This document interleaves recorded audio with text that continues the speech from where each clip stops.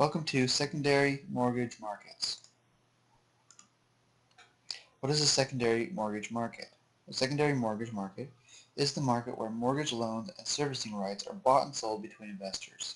So when you buy a home and you get a loan from the bank, that housing loan is provided by the bank. The bank then sells that housing loan to a vendor, and the vendor then sells that loan to an investor, which the loan has been prepackaged into a debt security or some other package of securities, and that investor pays cash for that, and the cash then flows all the way down to the borrowers, which the money is then perceived as a loan.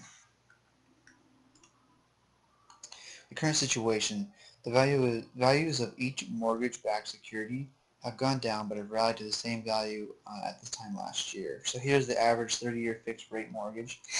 On this graph we have December of last year, which that rate is just over 3.8%. Right now it's a little bit above that.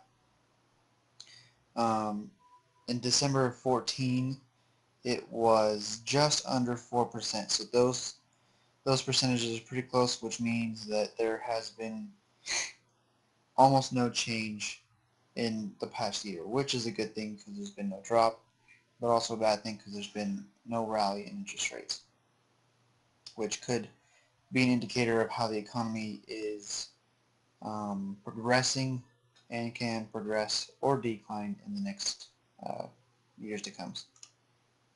Future possibilities. The Fed plays a big role in the interest rates, which can cause a change in the secondary mortgage markets. If the Fed plays their cards right, then the market will continue to climb and rates will stay desirable.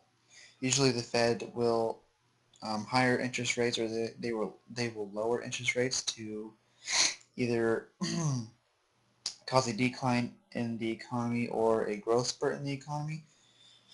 It all depends on what is currently going on in that year.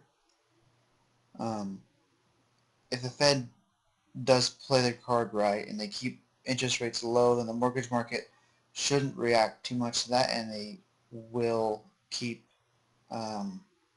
growing in a positive direction.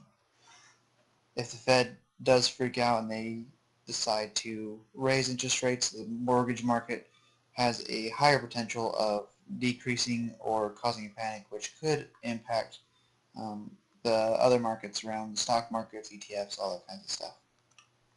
Conclusion: this subject is very dense and has a lot of information that explains the 2008 credit crash or the Great Recession or the housing crash.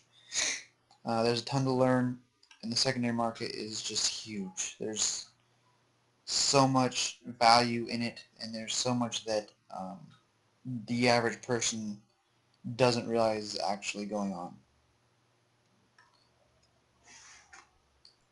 Thank you for listening.